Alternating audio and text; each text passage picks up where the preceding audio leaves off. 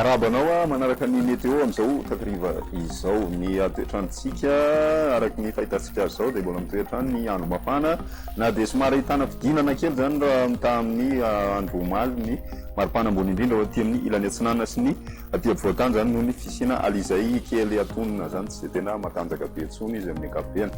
Idirantsika amin'ny atsy-apriany ary ny mety toetrandrotsika ho any rapiso maraina ahitantsika orana tandrindraona manify aty amin'ny tendrony atsimo atsinanana aty zany hoe Tsolonary sy aty atsimo atsinanana ny aty amin'ny savana alanjorofo sy atsinanana mandraona ny andro zay mety hisy orana miatoato malefaka indraindray zany.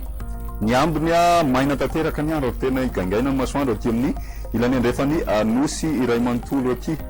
Raha ny vinavina ho any rapiso kosa indray mbola mana hitoetrany ny oran-drandrindraona aty amin'ny tendrony atsimony nosy zany hoe aty amin'ny fatry ny Taolanaro aty zany ny ambiny dia saika ho maina ny andro mibalika ny masoandro araka izao fahitantsika azy zao. Ny maripana voavinavina ho any rapiso maraina 17 degré ho any Antananarivo, 20 aty Avalinan-karatra, 13 Fianaratsoa, ny aty amin'ny morontsiraka atsinanana ihany koa dia eo amin'ny 7 ka hatramin'ny 20 ny ambiny tsy dia misy fiovana firy.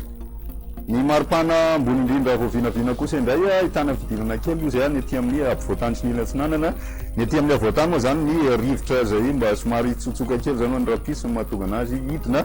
Ny aty amin'ny morontsiraka atsinanana kosa dia ny fisina orana malefaka tsiraindray zany no mahatonga an'izay fidinana kely ao anatin'ny maripana izay. Ny morontsiraka andrefana kosa mafana ny andro aty amin'ny faritry maivatanàna sy analalava aty zany zao dia any amin'ny 5 degré celsius ny maripana ambony indrindra. Amin'ireo tanàn-dehibe ivelan'ny Madagasikara idalika amin'ny masoandro any Paris sy Johannesburg, ifandimby raona sy ny masoandro any Nairobi. Amin'ireo nosy sy rahavavy ivelan'ny Madagasikara kosa indray ibalika tanteraka amin'ny masoandro any Mayotte sy La Réunion. Ahitantsika eo tandrindravona kosa Comores sy Seychelles, any Maurice ifandimby sy ny masoandro.